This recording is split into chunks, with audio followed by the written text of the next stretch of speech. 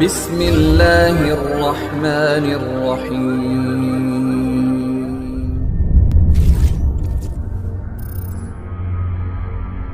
Assalamualaikum warahmatullahi wabarakatuh.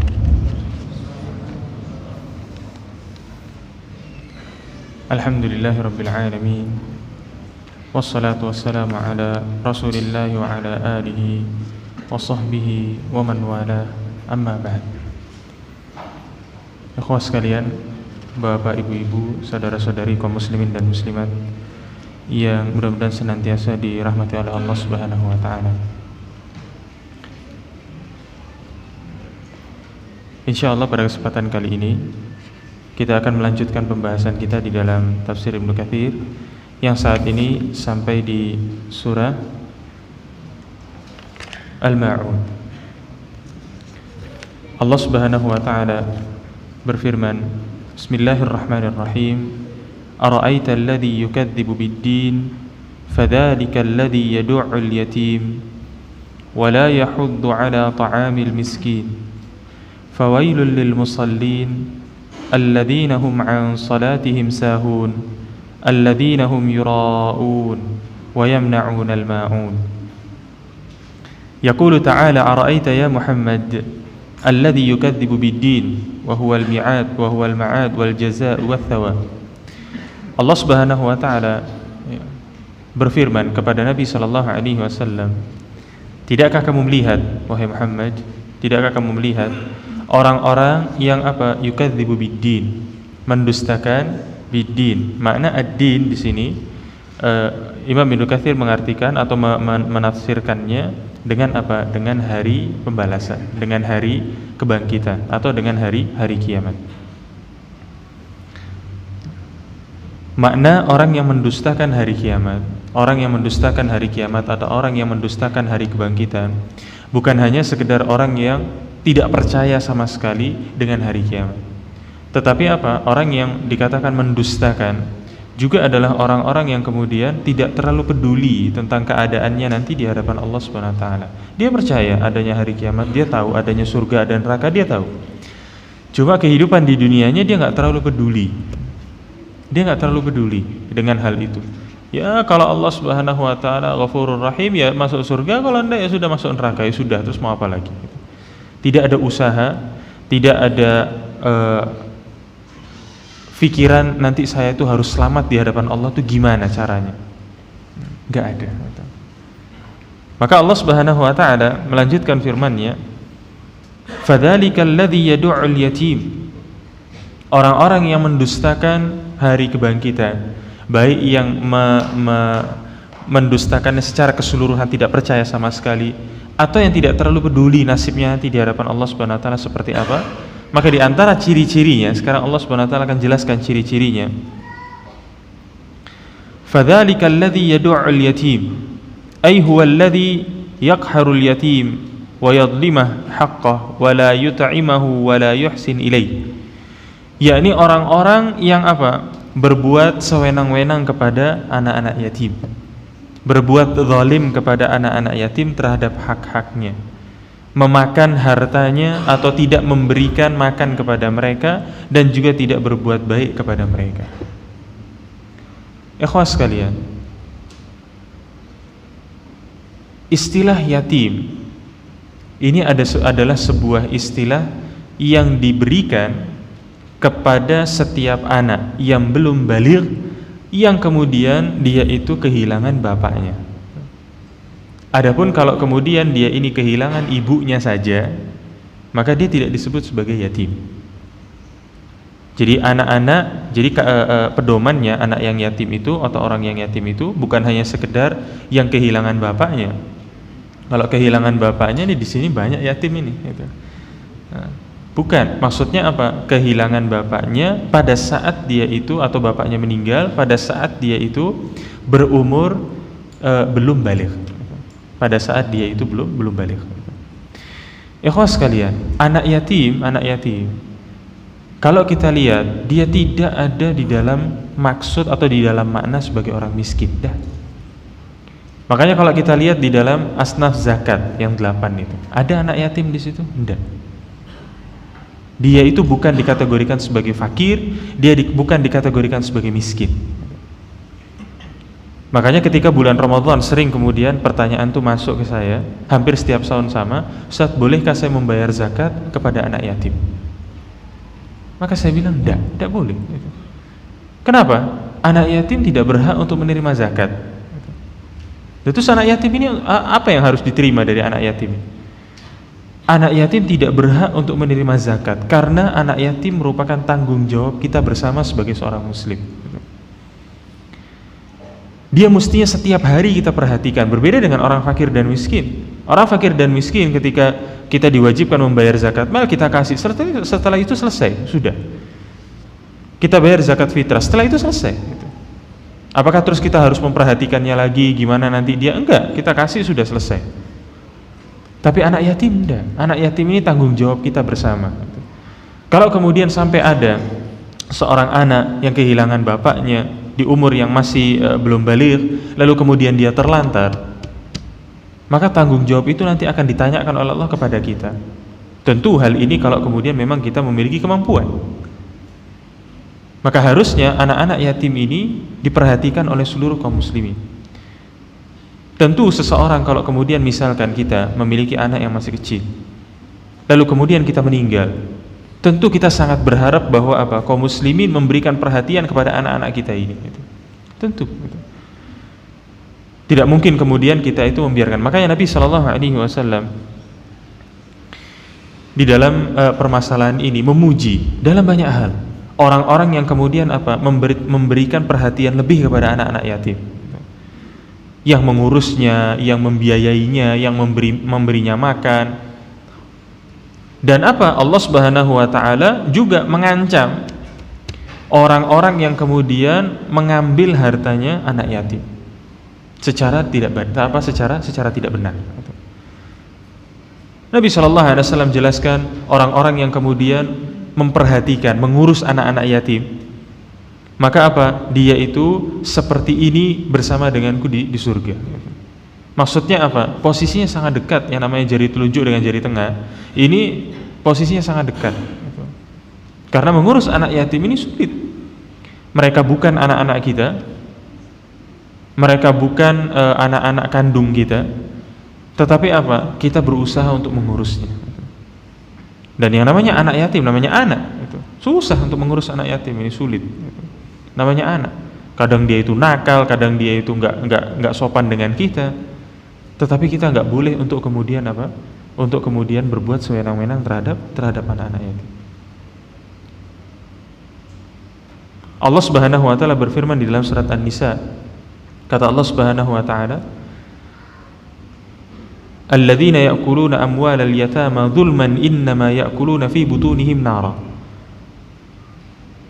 Orang-orang yang kemudian mengambil atau memakan harta anak yatim secara zalim, maka dia itu seperti orang yang kemudian memasukkan api ke dalam perutnya.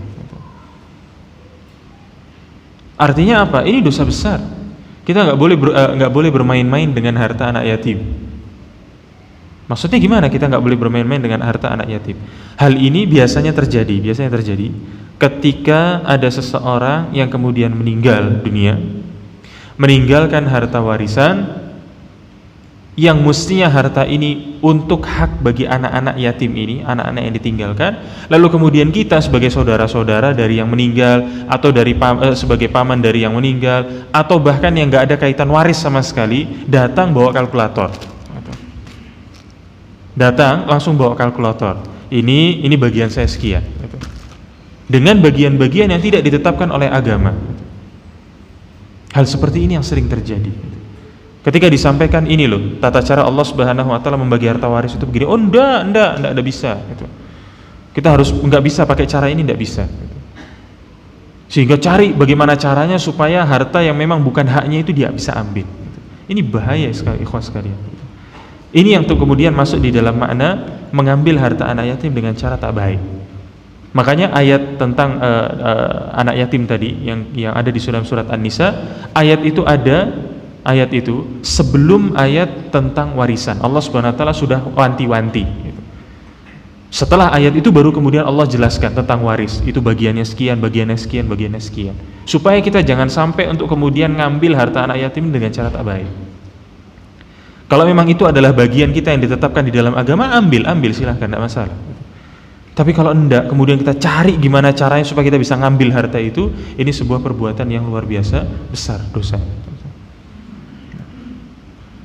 Maka ikhwas sekalian, hendaknya kita memberikan perhatian yang lebih kepada anak-anak yatim ini. Jangan sampai kemudian gara-gara kemudian kita tidak memperhatikan anak yatim ini, lalu mereka meminta pertanggungjawaban kita nanti di hadapan Allah Subhanahu wa taala.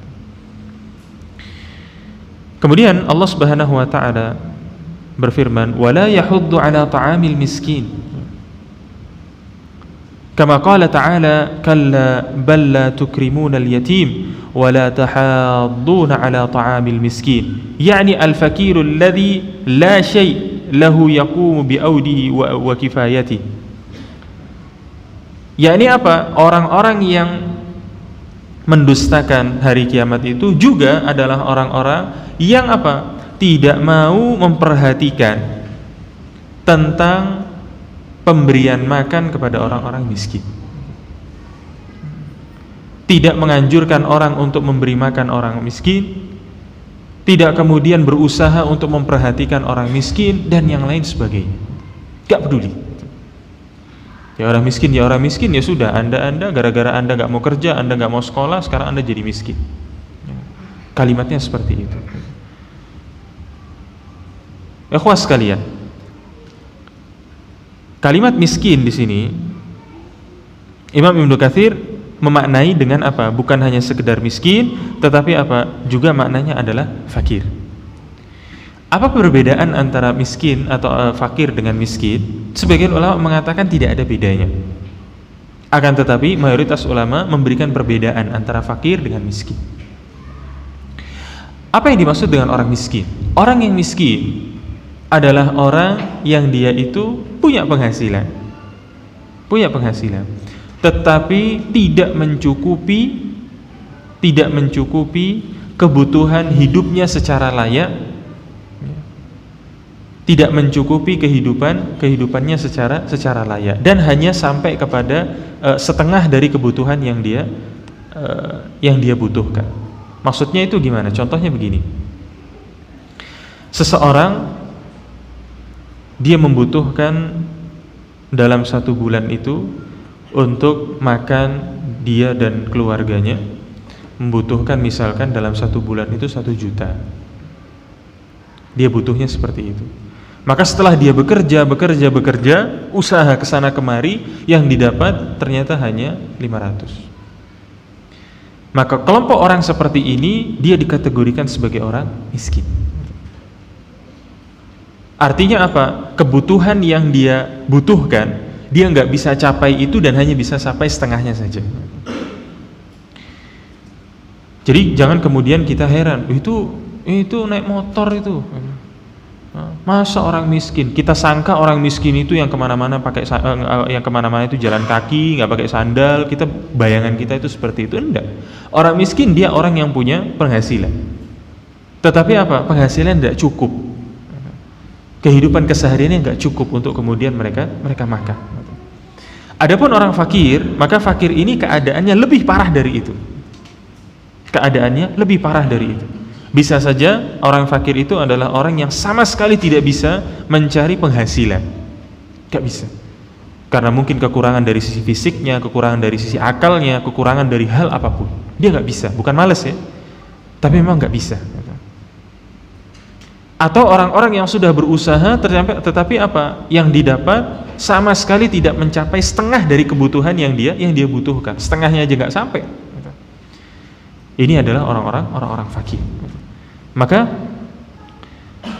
kita, ikhwas sekalian, kalau memang kita ini bukan berada di dalam level orang yang miskin atau orang yang fakir, kita punya keharusan untuk memperhatikan mereka juga. Walaupun tidak sebesar perhatian kita seperti ketika memperhatikan kita anak yatim, tetapi apa? Kita tetap diperintahkan untuk memperhatikan mereka. Dalam banyak hal di dalam agama Islam, setiap ada orang melakukan pelanggaran ini, maka apa? Di antara caranya adalah memberi makan orang miskin. Nanti melanggar apa? Memberi makan orang miskin. Bebaskan budak, memberi makan orang miskin. Selalu seperti itu. Ketika kita berkurban, memberi makan orang miskin. Ketika kita zakat diberikan kepada orang miskin. Terus begitu seterusnya. Bahkan Allah Subhanahu wa taala dan Rasulnya memberikan apa? Memberikan janji-janji bahwa orang yang menyedekahkan hartanya, memberikan hartanya kepada orang-orang yang memang berhak, maka apa? Akan Allah Subhanahu wa taala ganti dan seterusnya. Tentu ini adalah apa? Sebuah keutamaan yang luar biasa yang Allah Subhanahu wa taala berikan kepada kita. Nah, makanya Allah Subhanahu wa taala berfirman, "Wa may yuqa syuhha nafsihi fa ulaika humul muflihun."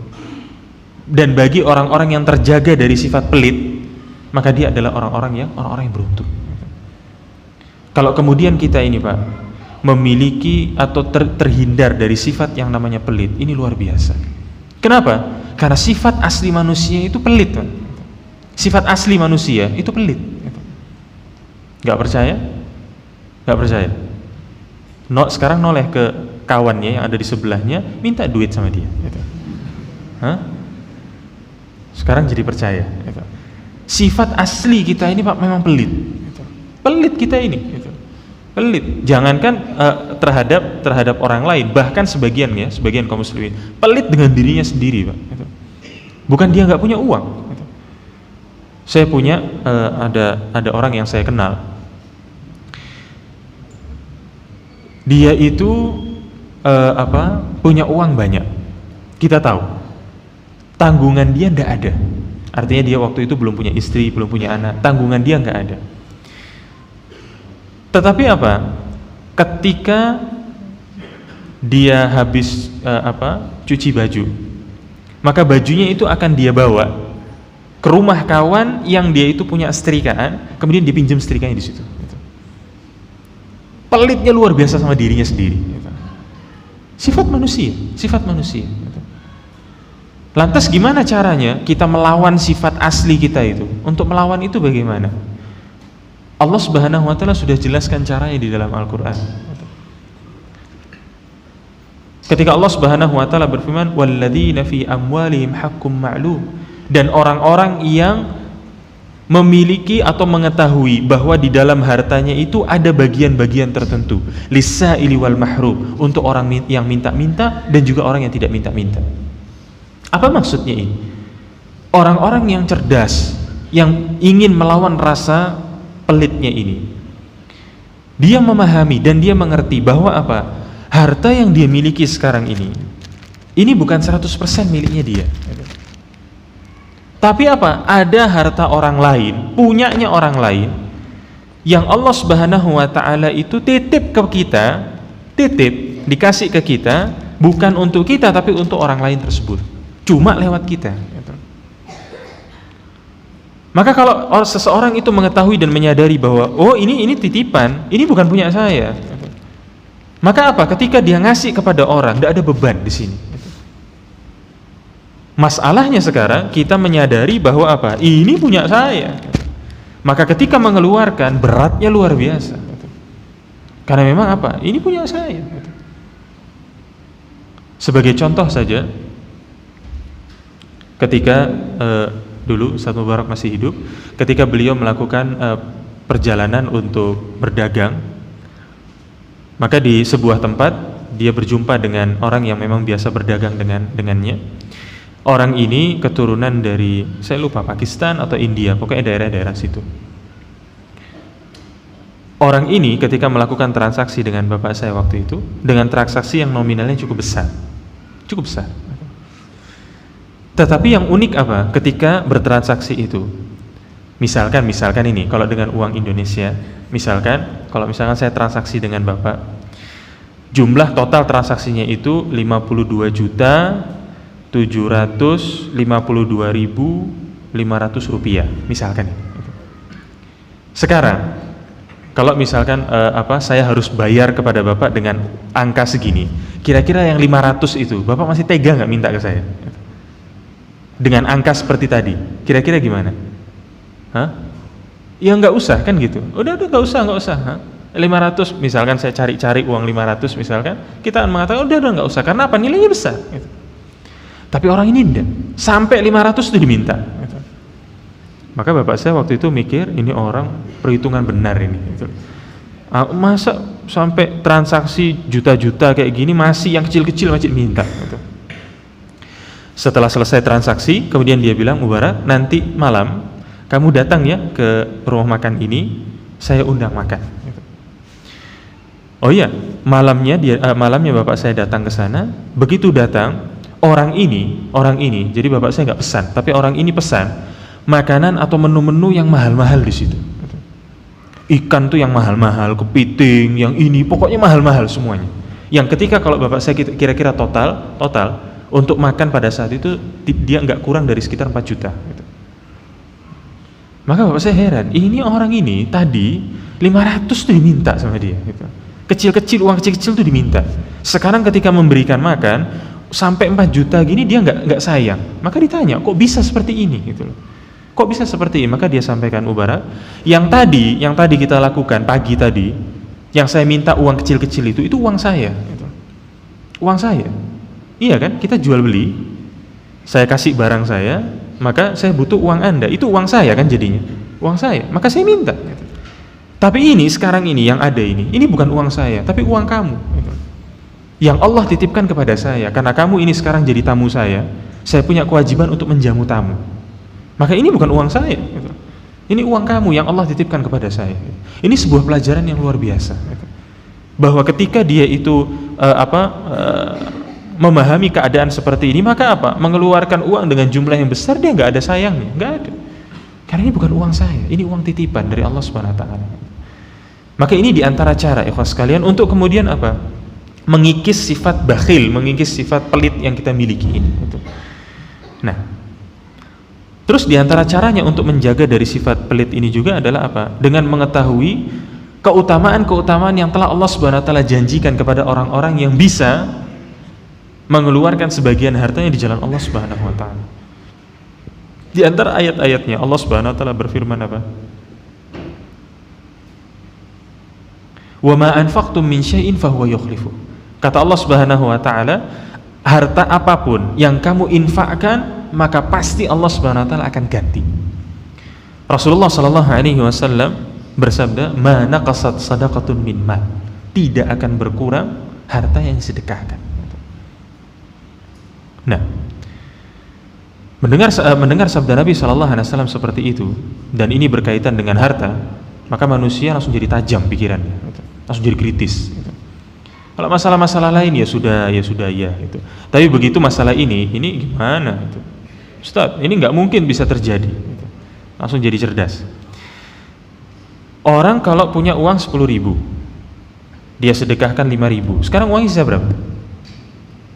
Sisa berapa? Sisa 5.000. Terus hadits Nabi SAW itu gimana? Katanya harta yang disedekahkan tidak akan berkurang. Nah, ini buktinya berkurang. Gitu. Langsung jadi kritis, gitu. Langsung jadi profesor, gitu. Ketika membahas masalah harta, gitu. Maka ikhlas sekalian harus kita pahami, Allah Subhanahu wa taala berjanji dengan segudang janji yang ada di dalam Al-Qur'an. Di antaranya Allah Subhanahu wa taala berfirman, "Matsalul ladzina yunfikuna amwalahum fi sabilillah kamatsali habba." Permisalan orang yang menginfakkan hartanya di jalan Allah seperti sebuah biji ambatat sab'a sanabil, yang kemudian tumbuh dari biji itu 7 cabang, fi kulli sumbulatin mi'atu habba, di setiap cabangnya itu ada 100 biji lagi. Kemudian Nabi SAW jelaskan bahwa seseorang yang menyedekahkan hartanya, maka Allah Subhanahu wa taala akan terima harta tersebut. Kemudian apa? Allah akan jaga, Allah akan jaga seperti seseorang itu mengurus anak onta sampai dia itu bisa menjadi onta yang sangat besar. Gitu. Namanya apa itu? Mengurus atau apa? Menternak atau apa itu bahasanya? Ya, pokoknya mengurus seperti itu. Lantas sekarang kenyataannya berkurang harta saya ketika saya masukkan ke dalam tuk masjid misalkan, berkurang harta saya. Terus gimana saya mendudukkan hadis tersebut? Maka ikhwas sekalian, Allah Subhanahu wa taala berjanji, Nabi SAW berjanji dengan permasalahan seperti ini. Tapi yang harus kita perhatikan apa? Allah Subhanahu wa taala dan Rasulnya tidak pernah berjanji bahwa harta yang disedekahkan atau harta yang dikeluarkan akan diganti dengan harta yang sama. Enggak ada. Janji seperti itu enggak ada. Allah hanya berjanji akan diganti, akan dijaga. Tapi Allah tidak pernah berjanji dengan firman-Nya apa? Akan diganti dengan harta yang sama, tidak. Maka ketika tadi hadis-hadis tadi disampaikan, maka ada yang bertanya seperti ini dengan pertanyaan yang Masya Allah. Dia bertanya begini, Ustaz, pembahasan tadi dalil-dalil yang tadi disampaikan ini cocok bagi orang yang berdagang. Cocok bagi orang yang berdagang.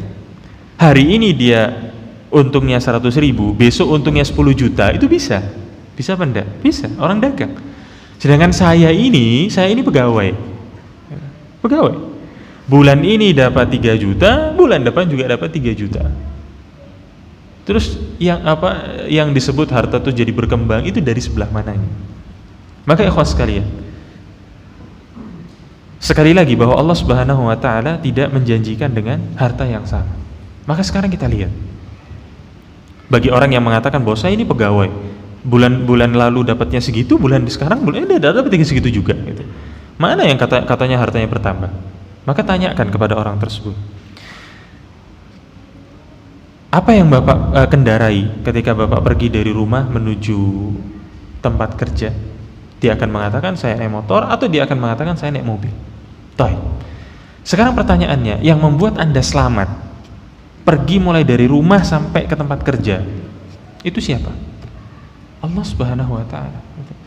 Bukan terus kemudian karena saya pembalap, mantan pembalap juara 1 dunia, terus kemudian saya ahli naik motor. Enggak, untuk pembalap yang juara itu juga ketika naik motor jatuh-jatuh juga gitu. Yang naik mobil, balapan mobil itu tabrakan-tabrakan juga gitu. Padahal mereka profesinya di situ gitu. Nah, terus kenapa yang kemudian membuat kita itu bisa selamat? Ketika antum datang ke tempat ini, pergi dari rumah dengan keadaan jalanan tadi basah-basah begitu. Siapa yang kemudian membuat selamat kita itu sampai sini? Allah Subhanahu wa taala. Sekarang coba kalau kemudian Allah Subhanahu wa taala buat kita itu kecelakaan di jalan. Nabrak mobil yang ada gambar singanya itu atau gambar macannya itu misalnya. Yang tahu, yang nggak tahu tanya kepada yang tahu itu. Maksudnya apa itu? Ada mobil warnanya hitam yang ada gambar macannya itu di situ. Kita nabrak, motor kita nabrak mobil itu sekarang. Terus kita jatuh. Sudahlah kita harus ganti biaya yang kita rusak itu, mobil yang kita rusak. Belum lagi motor kita rusak. Belum lagi mungkin badan kita yang luka-luka. Berapa sekarang biaya yang harus dikeluarkan? Allah Subhanahu wa taala selamatkan harta kita dari hal seperti itu. Tanyakan kembali kepada orang-orang yang berkata seperti itu. Apakah Anda punya istri? Punya. Anda punya anak? Punya. Berapa anaknya? Katakanlah 1, katakanlah 2, katakanlah 3. Sekarang tanyakan. Ketika anak Bapak itu lahirnya normal? Mayoritas dari kaum muslim mengatakan lahirnya normal. Sekarang pertanyaannya, yang membuat istri Bapak itu bisa lahir normal itu siapa? Allah Subhanahu wa taala. Bukan karena istrinya ini ikut senam, ikut ini, ikut itu, lalu kemudian kelahirannya lancar. Enggak. Allah Subhanahu wa taala yang buat kelahirannya itu lancar. Coba sekarang Allah Subhanahu wa taala tahan bayi itu sehingga dia itu sulit untuk kemudian keluar dari perut ibunya. Sehingga harus apa? Harus operasi. Tengok biayanya berapa? Bisa sampai 3 sampai 4 kali lipat dari biaya kelahiran normal. Allah Subhanahu wa taala selamatkan harta kita dengan hal seperti itu. Tanyakan kembali kepada orang tersebut, apakah Anda memiliki saudara atau memiliki istri, memiliki anak yang kemudian dalam waktu-waktu yang dekat ini dalam keadaan sehat-sehat saja, Bapak juga dalam keadaan sehat-sehat saja. Yang memberikan kesehatan itu siapa? Tentu Allah Subhanahu wa taala. Coba kalau kemudian anak kita ini sakit-sakitan, istri kita ini sakit-sakitan, bahkan kita sakit-sakitan. Berapa biaya yang harus kita keluarkan? Besar biaya untuk untuk mengobati orang yang sakit ini. Maka ini diantara bentuk Allah Subhanahu wa taala menjaga harta kita, dijaga gitu. Jangan sampai untuk kemudian keluar habis dalam hal-hal seperti ini.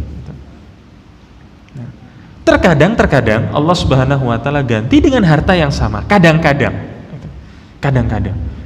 Sebagai contoh misalkan, ini contoh saja ya, untuk kemudian meningkatkan semangat kita di dalam menginfakkan sebagian harta kita. Satu ketika, ini sudah lama sekali, saya pernah sholat Jumat di Masjid Mujahidin, yang Masjid Mujahidinnya itu dulu masih dibongkar. Jadi sudah lama sekali. Setelah selesai dari sholat di Masjid Mujahidi, saya keluar ke parkiran. Di parkiran di situ ada ibu-ibu yang minta. Pada saat itu, yang ada di kantong saya cuma 2 lembar. Satu 100.000, satu 10.000. Yang 100.000 ini uang titipan dari ibu saya untuk belanja, yang 10.000 ini uang saya. Karena dia minta, maka saya kasih yang 10.000 ini. Sudah selesai. Setelah itu saya lupa, sudah. Kejadiannya setelah Jumat. Sorenya menjelang maghrib, salah satu tetangga ada yang telepon. Tanya, Ustaz, sekarang ada di mana? Sekarang saya ada di rumah. Nanti habis maghrib ada kegiatan? Saya bilang enggak. Kalau bisa habis maghrib datang ke rumah. Ada apa? Enggak, pokoknya datang ke rumah aja dulu. Ya karena tetangga dekat, saya datang. Datang, kemudian basa-basi ngobrol, apa kabar, ini dan sebagainya. Terus kemudian tiba-tiba dia mengeluarkan amplop, dikasihkan ke saya. Maka saya tanya, ini apa? Titipan pertanyaan kah? Atau apa? Atau surat apa? Pengunduran diri? Apa maksudnya ini? Gitu. Maksudnya apa? Gitu. Enggak, saya hanya kepingin ngasih. Gitu. Enggak, kenapa ini? Gitu. Maksudnya apa ini? Gitu. Enggak, saya enggak tahu kenapa hari ini yang ada di pikiran saya itu ya mukanya Ustadz ini. Gitu. Saya enggak tahu kenapa. Gitu. Pokoknya hari ini kayak gitu. Gitu. Pokoknya saya mau ngasih gitu. Terus saya tanya, enggak ini kenapa? Enggak tahu, pokoknya saya juga enggak tahu kenapa gitu. Pokoknya hari ini saya kepinginnya ngasih gitu. Dipaksa-paksa seperti itu, akhirnya saya ambil, kemudian saya pulang. Begitu saya buka, isinya 1 juta. Isinya 1 juta. Maka muncul sifat buruk dari manusia, apa? Saya pikir, coba kalau tadi itu ngasihnya 100. Iya. Tetapi apa? Yang seperti ini jarang terjadi. Yang seperti ini bukan jarang, kadang-kadang terjadi. Kadang-kadangnya enggak. Maka enggak perlu terus kemudian nanti kita masukkan uang di tok masjid sini, terus kemudian kita tunggu di sana. Gitu. Mana orang yang ngasih amplop ke saya kok enggak ada? Gitu. Ya. Nah, itu diantara ikhwas sekalian, diantara usaha kita untuk menghilangkan yang namanya pelit. Gitu. Jangan kemudian kita termakan dari bisikan-bisikan setan ketika ada orang miskin minta, kemudian kita mengatakan, oh enggak, itu orang kaya, itu pura-pura miskin, itu rumahnya tingkat 2 dan seterusnya. Jangan, gitu, jangan. Ketika dulu pernah bapak saya dulu ketika naik mobil bersama dengan ada kawannya di Simpang Polda. Waktu itu Simpang Polda lampu merahnya masih nyala. Kemudian ada orang minta-minta di situ, ibu-ibu minta di situ. Yang alhamdulillahnya sekarang ibu-ibu itu sudah nggak minta-minta lagi, dia sudah jualan koran. Ibu-ibu ini minta-minta. Ketika bapak saya mau ngasih, maka kawan bapak saya ini mengatakan, nggak usah. Ini tuh rumahnya ini tingkat 2, dia itu punya motor, dia itu datang ke sini ganti baju, berpenampilan seperti orang miskin. Maka bapak saya mengatakan pada saat itu, sekarang gini saja, kalau memang seperti itu, sekarang tolong tunjukkan kepada saya orang yang lebih miskin dari ibu ini sekarang. Tunjukkan. Ada apa enggak? Tidak bisa nunjukkan karena dia pun tidak tahu. Sekarang orang yang ada di depan saya penampilannya orang miskin, dia minta kepada saya. Terserah apa di balik itu, saya nggak peduli. Iya kalau ternyata dia miskin, kalau enggak gimana? Kalau ternyata memang dia adalah orang yang membutuhkan gimana? Kalau sekarang ternyata anaknya ada di rumah sakit dan dia sedang butuh dengan biaya pengobatan rumah sakit. Kemudian kita tolak gara-gara kita membayangkan dia ini rumahnya tingkat 2 dan seterusnya. Terus nanti kalau orang ini datang di hadapan Allah Subhanahu wa taala, lantas kita ini mau jawab apa?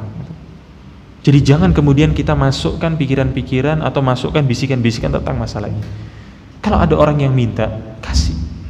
Kalau memang kita nggak punya, nggak usah kemudian kita tuduh dia dengan tuduhan macam-macam, nggak usah. Sampaikan kita saat ini saya belum punya, maka saya belum bisa ngasih. Sudah gitu. Toh orang miskin ketika kita katakan seperti itu dia akan pergi, dia nggak akan terus kemudian marah pada Anda gitu.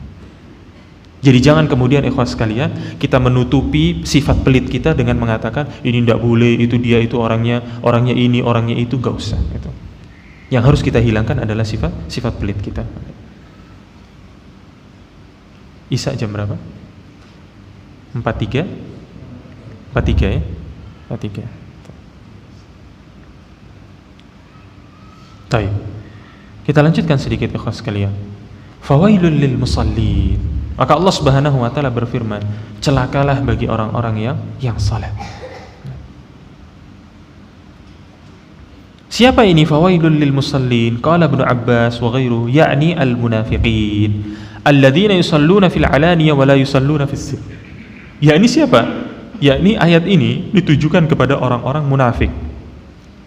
Apa sih pengertian dari munafik itu? Ketika ditanyakan apa pengertian dari munafik, sebagian besar kaum muslimin akan mengatakan yang kalau dia berbicara dia bohong, yang ini dia ingkar, dan seterusnya dan seterusnya. Itu bukan pengertian, itu ciri-cirinya. Apa pengertian dari orang munafik? Orang munafik ini, dia ini adalah orang kafir. Makanya kalau mereka meninggal, kita nggak boleh menyolati mereka. Mereka ini adalah orang kafir yang kemudian masuk Islam karena punya tujuan-tujuan tertentu. Bukan karena mempercayai bahwa agama Islam adalah agama yang benar, bahwa Allah Subhanahu wa taala adalah satu-satunya Tuhan yang berhak disembah. Enggak. Mereka masuk Islam karena punya niat lain.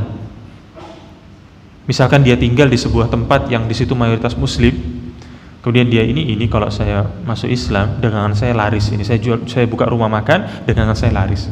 Maka dia masuk ke dalam Islam karena punya niat-niat tertentu. Maka orang-orang munafik ini, di antara ciri-cirinya adalah tadi, kalau dia berbicara dia suka bohong dan seterusnya. Dan di antara ciri-cirinya adalah apa? Fawailul lil musallin, celakalah orang-orang yang salat. Yakni apa? Alladzina hum an salatihim sahun. Yakni apa? Alladzina yusalluna fil alaniyah wa la yusalluna fis sir. Mereka yang salat ketika terang-terangan, tapi ketika sendirian, ketika sembunyi-sembunyi mereka enggak mau salat. Walihada qala lil musallin, makanya Allah Subhanahu wa taala berfirman apa? Untuk orang-orang yang salat, alladzina hum min ahlis shalah wa qad iltazamu biha tsumma hum anha sahun. Makna yang lain juga adalah apa? Orang-orang yang kemudian memang sudah rajin salat,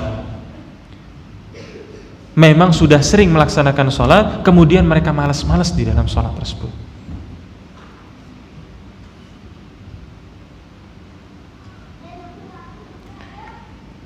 Perbuatan malas di dalam sholat ini maknanya banyak.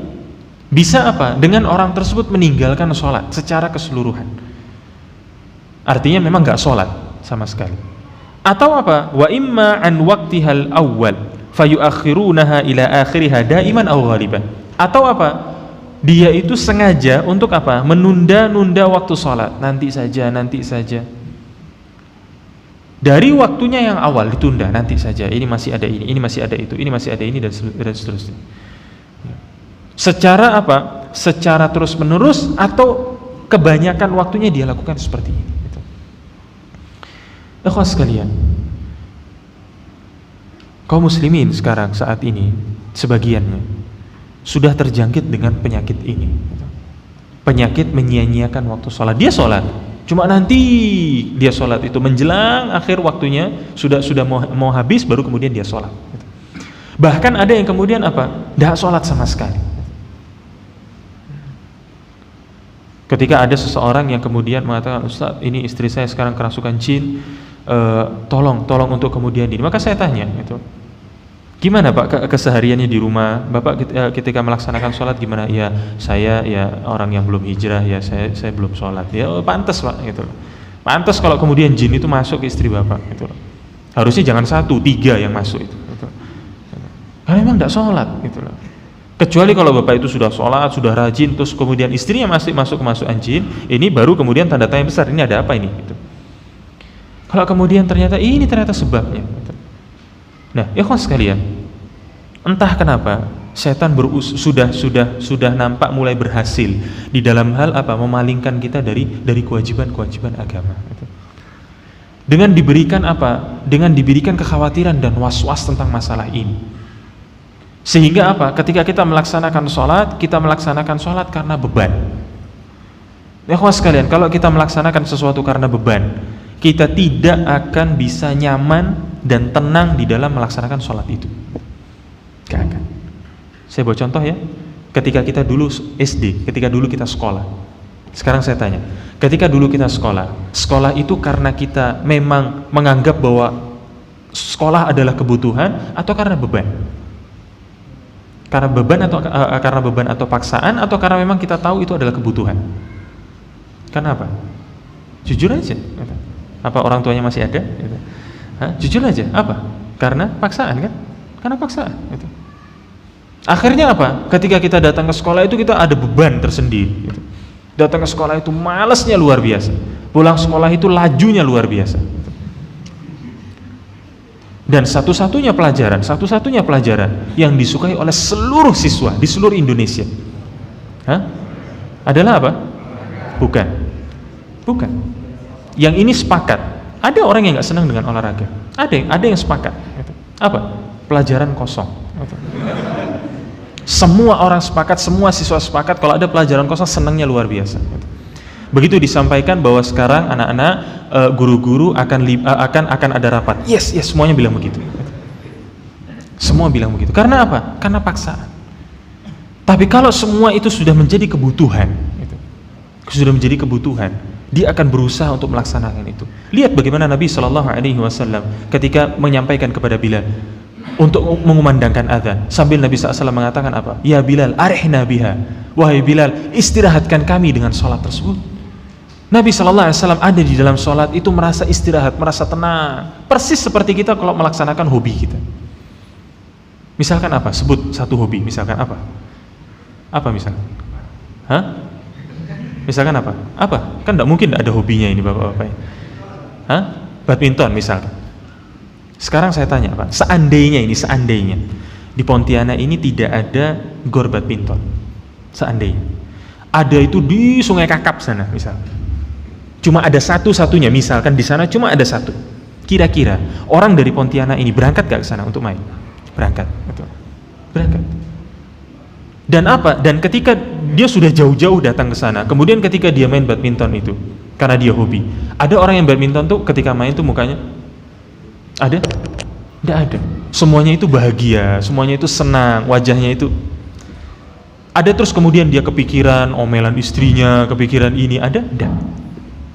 Ada kemudian dia hatinya itu sedih ketika dia main? Tidak. Tenang hatinya di situ. Karena apa? Dia melaksanakan sesuatu yang dia butuhkan. Maka jadikanlah sholat ini ikhwas sekalian menjadi sesuatu yang kita butuhkan, bukan menjadi beban. Karena kalau jadi beban, kita akan melaksanakannya dengan malas-malas. Ya. Nah, ikhwas sekalian, untuk lanjutan ayatnya, insya Allah akan kita lanjutkan di pembahasan yang akan datang. Sampai di sini kalau ada hal yang ingin ditanyakan atau ada hal yang ingin didiskusikan, ditanyakan, dipersilakan. Silakan kalau ada.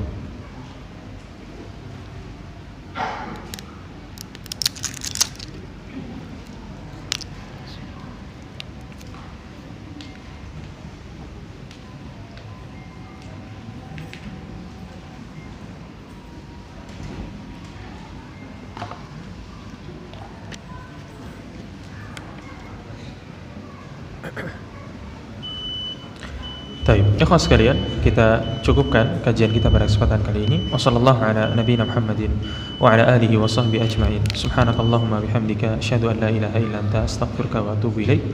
Assalamualaikum warahmatullahi wabarakatuh.